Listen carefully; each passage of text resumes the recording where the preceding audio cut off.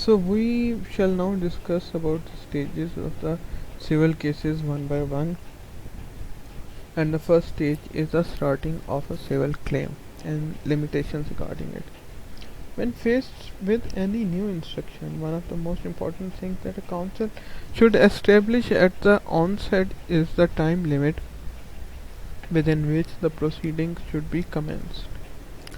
Like, what is the time limit that is required in which a person could claim uh, the damages or something that is regarding the civil cases, and then that lawyer or the counsel should tell that person that this is the time limit in which you could uh, put up a case against the defendant in the civil court. In order to ensure that a defendant does not have the prospect of litigating hanging over it for years, and to prevent the court being asked to deal with stale claims, the Limitation Act 1980, found in Volume 2 of White Book, sets out the time limits within which a claimant must issue proceedings. So it is done that to save the time and to see that if there are claims that uh, uh, the plaintiff was not really cognitive about in the start, but then he thinks after 50 years, 70 years, or 100 years that now, because of some prejudice, he wants to put up a case against the defendant, then it is not like fairness. So, in order to do that, there are some limitations that have been given in the Limitation Act, which is found in the White Book and is part of the syllabus of our professional training course. If the claimant does not issue his or her claim within the time limit, then it will be a statute barred, which would provide the complete defense to the claim. So, if a claimant does not put up a case in the civil court within that time limit, then his case becomes barred, statute barred. Limitation is an equally important factor to consider when acting for a defendant. If claimant's claim is statute barred, then this affords defendant a complete defense. So, if you are a lawyer of a defendant, then you shall take this plea of statute barred regarding the time limitation if the time has been over. So it is important, limitation period is important for both plaintiff as well as for the defendant. Limitation is a vast and complex topic, and different time limits apply to different causes of actions.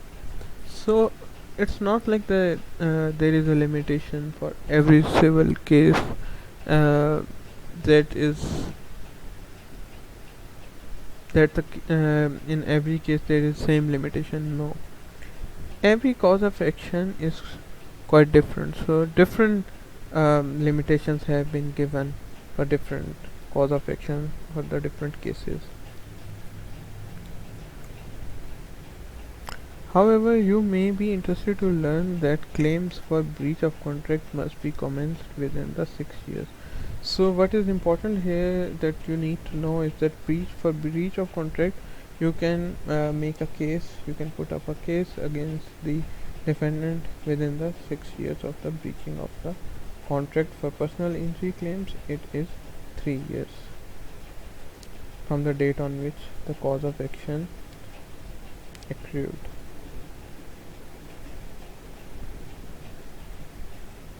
Or the date of the knowledge of the person injured.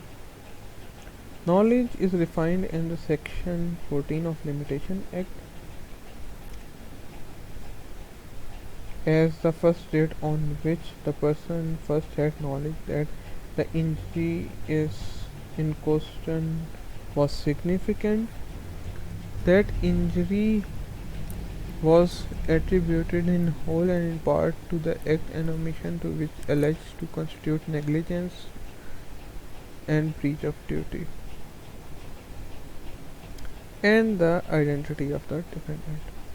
An example where a claimant has knowledge at a later date than accident may be where the claimant is a victim of a hit and run and identity of the driver is not known. So there could be cases when a uh, plaintiff does not know that who did the wrong against him, civil wrong against him. It could be in the case of hit and run where he did not know that who was the driver. So when he will get the knowledge that who was the defendant, then from that period on the limitation period shall commence. So these are the things that you should keep in mind and quite important for your exam perspective, because such kind of questions shall come in BPTC exam when they will give you a time for like 6 years, and the knowledge that the plaintiff got regarding the driver would be like after 3 years of the injury. So then he shall have like 6 years of uh, limitation from the date. It is essential that proceedings are issued before the expiry of the relevant limitation period. So it is well known that during that period of limitation you will have to put up the case. You will therefore come to learn the difference between presenting a claim and serving the claim on the defendant. When the defendant first has sight of or is served with the legal formation of the claim, this should normally occur within the 4 months of the claim from being issued. So this is the starting of the civil claim. One has the counsel or the lawyer has to see that what kind of a limitation is there in a particular case, and then shall tell the defendant. And also the defense should also see that if uh, limitation period has been over, and if it has been over, then the defendant's lawyer could take the plea of the statute barred due to the limitation.